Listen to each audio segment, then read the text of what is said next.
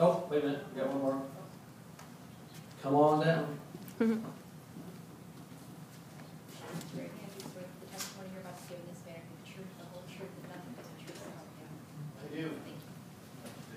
Thank you. Please identify yourself. Sure. And tell us where you're from. Like I said, the other information you can get to later. Sure. My name is Dr. Vincent Gaddis. I live at 541 Conan Avenue in Aurora, Illinois. My phone number is, y'all can call me. You got it. 630-235-6583. There you go. Thank you, Doctor. Please proceed. I want to quickly mention two things that had come up, and I'll get to my remarks. One is a report from the Washington Post, and I'll just quote what it says very quickly, and then I'm moving on. K-12 has tried to counter the poor state test scores by administering internal tests at the beginning and end of each school year. Company officials say that the results of those tests, called the Scantron Performance Series, show that even if many K-12 students can't pass state tests, their achievement is growing quickly, faster than the national norm, in fact. But that claim is not always backed up by state data. Pennsylvania, one of their largest Agora schools, right, which we've heard earlier, has its own measure of student growth, and in that state, the K-12 managed Agora Cyber Charter School showed significant evidence that Agora did not meet growth standards last year. That's from the Washington Post last November. I'm on the advisory board of Northern Illinois Jobs with Justice. I represent and tonight speak for approximately 450 constituents across the 18 school districts which K-12 has approached. The Board of Virtual Learning Solutions has 2 members from the communities reflected in its application. And at the District 308 board meeting, Mr. Scar was, in the questioning, was asked about his involvement. He was approached by a law firm, Holland & Knight, which represented K-12 to start this process. In other words, we have one man from one community who was recruited, in essence, by the law firm working for K-12 to then put this board together and argue that there is a community-wide effort of people asking for what they are offering. But I think your very smart question reflects that, in fact, there is no community support for what they are doing. And so since this is an educational endeavor, I am an educator with 18 years of teaching experience at the university level, Benedictine University, where I chair the Department of History, Philosophy, Religious Studies, and Theology, with a PhD in history from Northern Illinois University. I would like to give my grade for this application, for the endeavor, which hasn't changed from last Monday night, which I was at several of these school board meetings myself. One other piece of data about the Chicago Virtual Public Schools. I was at the Aurora West 129 District School Board meeting last Monday night, in which the K-12 representative was Dr. Butts, the principal of Chicago Virtual Charter School, who said, amongst other things, that K-12 is English only, period. Now, if that is not true, then K-12 needs to follow up with their own employee. So I will give you my grade that I have heard over these last 2 weeks about this, because I'm not opposed to technology. I'm not opposed to online learning. I'm learning how to do blended technology teaching myself. But in this case, I've got to give K-12 an F. Show us some data. The application has no data, no conclusive data, that shows that students graduate at or at the same or higher rate, read at the same or higher rate, do math at the same or higher rate than brick and mortar schools. But the more pressing issue is about who is K-12. Yes, it is a for-profit educational model championed by former Secretary of Education William Bennett, which we heard one comment from him earlier tonight. But he is not only a proponent of choice, more significantly, he is in favor of the privatization of public education. The public good, we call education. He is a leader in the growing neoliberal corporatist thinking world, which believes that a company seeking profit can educate better than the community.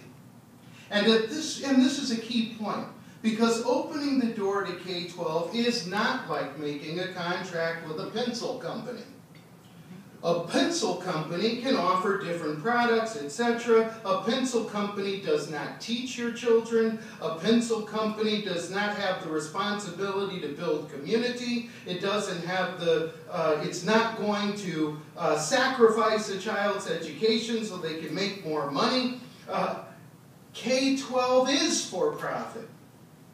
They do things that result in their first and primary function, paying out to their shareholders. And the data, which they have not shown you, shows that K-12 doesn't make profit by providing a superior product. They make profit by cutting quality, sacrificing kids' education as a result. And they do what they do, and they do it because it is based practically on the issue of profit. And philosophically, it is an assault on the idea that communities should come together and decide that educating their children in a free, public, communal setting is superior to the profit motive. That is what they're doing here. In terms of building community, in terms of interaction, in terms of engaged learning, in terms of community, diversity, collaboration, continuous improvement, the grade is clearly an F. Here's how they make profit. K-12 is, we mentioned, under investigation in Florida for falsification of records, where certified teachers were asked to sign performance evaluations for children that they did not teach. Those children were taught by unqualified teachers. And that is an integrity issue, and for that K-12 should have an F. I would submit that if this board were found to have an allegation of having unqualified teachers teaching in your schools, this room would be full of parents who would want your hides. In Pennsylvania, they're under investigation for, among other things, what I have not heard that has come up tonight, which is a process called churn. This is how they make money. You heard it earlier, right? We accept everybody, but not everybody can really be successful. The pressure to recruit kids who they know will not be successful in their program. But because of the already high turnover rates, they must they resort to churn to keep up revenue, to keep up profits, right? So if you had data that showed the superior education that K-12 provides, churn wouldn't be necessary. In fact, if your school were so exemplary, why not have it as a private school option? I sent one of my children through the public schools, and I sent one of my children through a private school. My dollars went to the public school even while I paid for a private school. I think that's a key point to keep in mind here. Why isn't K-12 that way? Because they want the guaranteed revenue from the tax base rather than have parents pay out of pocket to have to answer for the poor performance. Churn is an ethical issue. K-12 receives an F.